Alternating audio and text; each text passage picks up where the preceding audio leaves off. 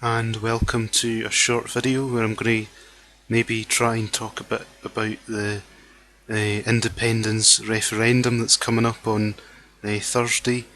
I think it's Thursday, it's the 18th. Thursday, it's now the Saturday the 13th. I just want to just talk about what's going on in the news at the moment. We're getting all sorts of stories. We're being told that the banks are not happy with it. Supermarkets are warning that the prices will go up. You know, there's all these negative stories coming from the London-based media, the BBC, basically all the establishment organisations who really, I mean, they want to keep the status quo. They want to keep things as they are. It's sort of like there's a club and they're all in it, and they're basically working against us. But I think that at the moment the polls are saying that the Yes campaign is behind. I don't believe that. I really don't. If you see what's going on in Scotland on the ground, if you sense the mood of what's going on Facebook and social media from Scottish friends, I do not believe that Yes is behind. I think Yes is in front. I think we'll win it by possibly as much as 10%. I think it could be 60-40. I think it could be as much as that. On the other hand, I would say that nobody should be complacent. If you want a yes, if you want the answer to be yes, then get out there and vote yes. Don't think somebody else is going to do it for you. Get out there and vote yes. Don't take a chance. If you want us to be independent, make sure you get out there and make sure that you vote yes. Don't waste this chance. So I think the polls are flawed. The establishment, the elites, whatever you want to call them, they're all working against us. But basically, anyone with half a brain knows that politics and big business, they are, they're as close as can be, really. They work together. They're in it for each other. They're in it for what they can get out of it. Their interest is not the Scottish people. Their interest is not democracy. I'm hoping that this vote will go. I'm hoping that they don't fix the vote. That is a worry I've got. I do worry that could the vote be fixed? I don't know. I'm not saying it would be. I'm not accusing anyone. I'm just saying, sometimes these are the things you wonder. Could that happen? Yeah. So. Yeah, but I mean, yeah, the mood I think is definitely for a yes vote. I think people should be very wary about the scare stories, and do you really think that the whole world is going to abandon us if we become independent? No, because an independent country is going to need things that the world can provide. America, yeah, Mr. Obama can't stand the man, but yeah, he's supposedly against it. But I think most ordinary Americans respect our wish to be free if that's what we want.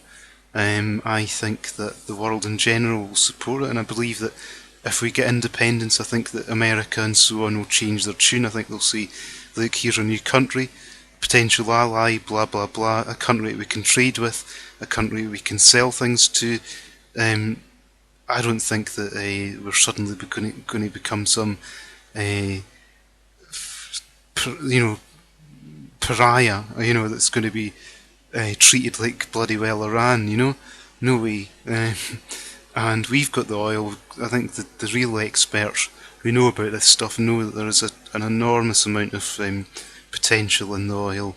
And I mean, let's face it, if we'd vote no, if the answer's no, what happens after that? Do we think that they're just going to leave things as they are in a way where there's going to be a potential for this to happen again in the future?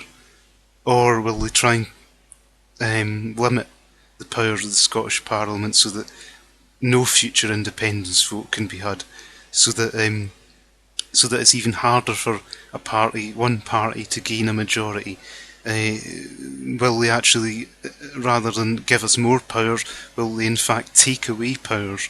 I mean, if you look at Nigel Farage, he wants the UKIP party leader. He wants the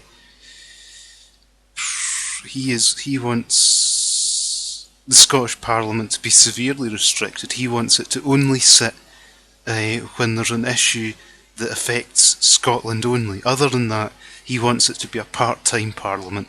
Now, you might think, well, who cares what he thinks? Well, I'll tell you why you should care what he thinks, because there's a very real possibility that at the next UK general election, that the Tory party will be the biggest party, single party, but there's a very good chance it will again be a hung parliament, that they will need to form a coalition. And there is a very good chance that UKIP will pick up a lot of seats at the next general election. I think that's the mood in England, unfortunately, that the English people have been scared and so on into embracing their worst fears and thus embracing the worst parties. And thus, I think there's a very good chance that UKIP will get a lot of seats at the next election, and they may well be the coalition partner. And who knows what agreements will be made between them and the Tories in relation to all sorts of things, including Scotland. So I would be very wary about letting these guys win, because you don't know what they're going to do. They will probably do things to punish us for even having the audacity to ask for our independence. You may think that's far-fetched, but don't think that for a minute. If this goes in their way, they will do things to make us suffer for having the audacity to ask for our freedom, to having the audacity to asking for a democratic choice, even though they're the ones that love to talk about democracy. But as we all know, they only like democracy as long as it goes in their favour.